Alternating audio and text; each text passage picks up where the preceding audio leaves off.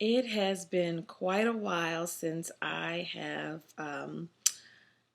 really said anything. I've been just kind of laying low, been in a really contemplative mood lately, and I don't know, it seems like everybody around me is going through something. I've got quite a few people whom I love very much who are going through something as and I can really relate to it because we all have been through something, but it seems like there's a theme to it with everyone. The situations are different, but the theme is the same for them, and it's actually one that has been repeating itself in my life, and that is when you start to look at your life and ask yourself, what is it that I want? What's the life that I want to create? And you look around and you realize that you don't fit in with your core group, with your tribe. For some of us, it's our, immediate family members. For some of us, it may be the friends we've known, for years. Or some of us, it may be at our job. But whatever group, whatever you consider your core, the question that keeps coming up for myself and a lot of people that I love is, what do you do when you don't fit in with your core? What do you do when the love that you seek doesn't come from your core people? And I can't speak for anyone else, but my dad's death really delivered a huge shift in my life in terms of who my core people were. Suddenly, all the people whom I thought, were my core, who knew me and understood me better than anyone and loved me, revealed to me that no, they don't. And to couple that with all the changes that was going on in my life at that time, my marriage was ending, I was going through a divorce, my dad died. And so to couple it with those things, I just felt really lost at sea.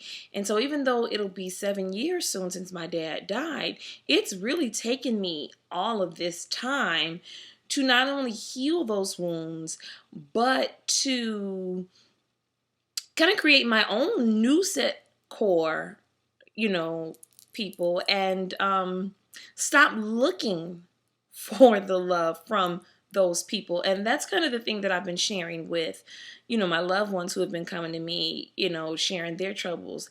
And it's so much easier said than done. I'm a firm believer that life is simple. Life is really much more simple than we make it. However, simple and easy are not one and the same. And so there is great difficulty. We are creatures of habit. So there's great difficulty in embracing change. We all know change is inevitable. We all know it's coming. But yet when it comes, it just kind of makes us dig our heels and want to cling to what is, even if what is isn't working. And so the thing that I had to learn is I had to learn how to shift my perspective. I was so busy looking over here at this group of people who weren't giving me the love, the support, the understanding that I so desperately sought, that I was ignoring all the people over here who did. And so as long as my focus was over here on this set of people, I was kind of, oh, what was me? The sky is falling. All is lost, and just feeling so unloved and so alone. And it wasn't until I learned to let those people go, and not with any anger or malice or anything in my heart, but just lovingly go, okay, you all don't get me. And truth be told, I don't get you all. And that's okay. And once I learned to do that and stop looking at them, it made it much easier for me to look over here and go, hey, come on over, party's over here. And the other thing that I had to learn how to do was to give myself that love. I don't know if you're anything like me. I tend to neglect myself. I'm so busy over here, giving and loving and nurturing everyone else that I forget to nurture myself. So when it's not reciprocated, I feel like, oh my gosh, wait, Who is there to pour into me? Who is there to love me? Who is there to give me? And I had to realize, hold on, I'm here to do that for me. I'm here to pour into me. I'm here to love into me. Iyanla Vanzant has a wonderful way of saying it. I'm paraphrasing. I don't want to butcher her words, but I'm paraphrasing. She says, like, my cup overfloweth, but what's in the cup is all mine. What flows, the overflow, that I can give to you.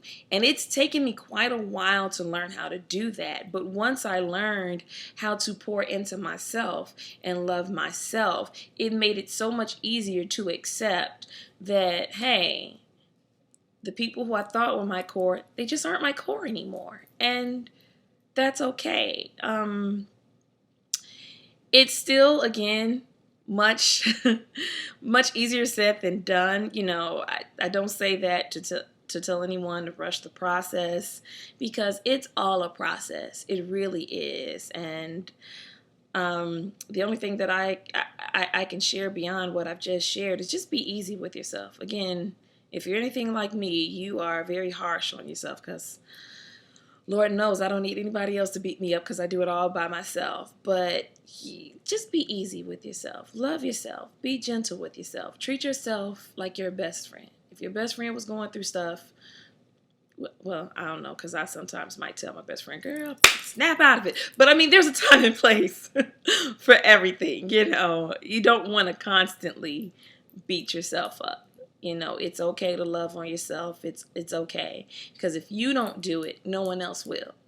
So if you're so busy looking over here and thinking, ooh, my core isn't loving me, stop and ask yourself first, wait, am I loving me? And then stop and ask yourself, okay, wait, these people may not be loving me. Well, who else out there is loving on me?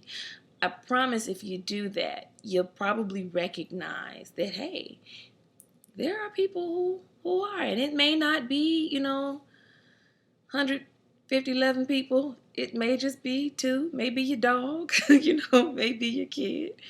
It may just be you. But that's something.